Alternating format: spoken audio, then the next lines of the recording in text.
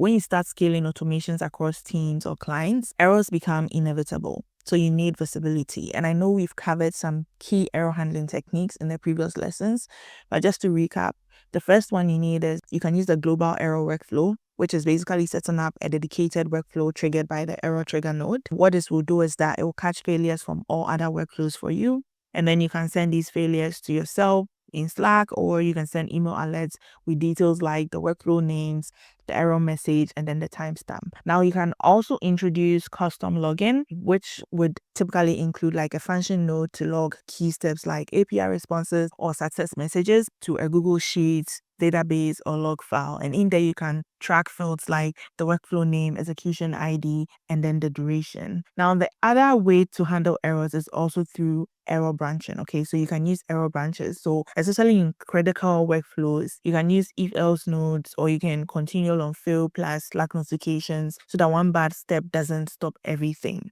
At the end of the day, visibility is what matters, okay? Visibility is what separates hobby automations from production-ready systems. And the way you handle your errors will show how well you can scale your automation and how well you can scale your business as well.